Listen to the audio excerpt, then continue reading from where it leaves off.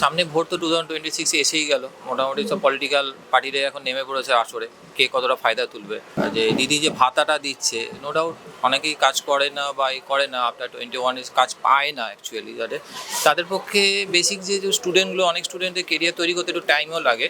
তাদের যেই all India basis বলুন, আপনার স্টেট লেভেল বলুন, যে সমস্ত ফর্ম ফিল আপ আছে হিউজ এতে।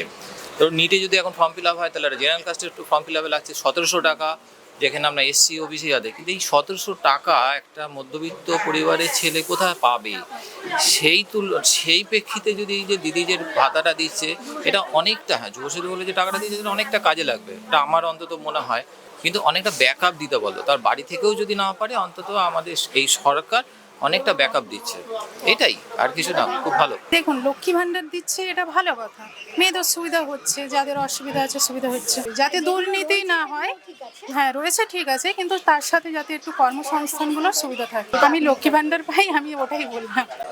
আমরা এখন বার্ধক্যের খাতায় চলে গেছি, সুতরাং আমাদের দিকটা তো সরকার যা ছিল তাই আছে।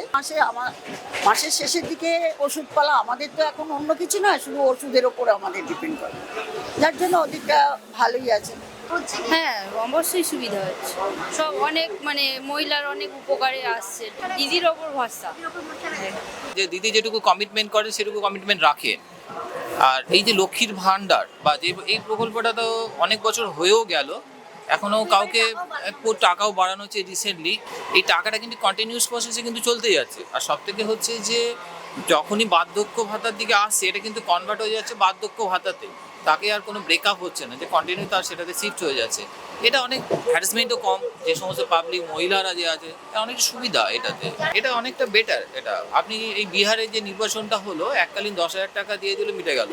সেই তুলনায় যদি আমি এই 1,000 টাকা করে বা 1,500 টাকা করে দেখি, 18,000 টাকা হিউজ অ্যামাউন্ট। দিদি যেটা করছে ঠিক আছে, কর্মসংস্থান বৃদ্ধি করা উচিত, কারণ না হলে কাজ না হলে তো মানুষ কি করে খাবে, কিছু তো খাওয়ার জন্য করতে হবে। আর যেটা যুবসাথী দিচ্ছে এটা ঠিক আছে, যে স্টুডেন্ট, যেমন আমিও একটা স্টুডেন্ট, আমাদের হেল্প হবে, এগুলো সব কিছুই ঠিক আছে, কিন্তু এগুলোর সাথেও কর্মসংস্থান বৃদ্ধি না করলে মানুষ তো কিছু করতে পারবে না।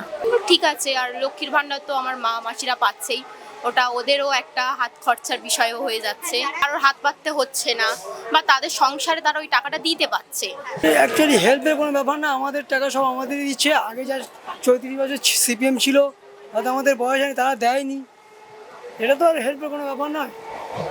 তো মানুষ যারা আছে তাদের সুবিধা হচ্ছে, পড়াশোনা বা যারা স্টুডেন্ট আছে তাদেরও সুবিধা হবে।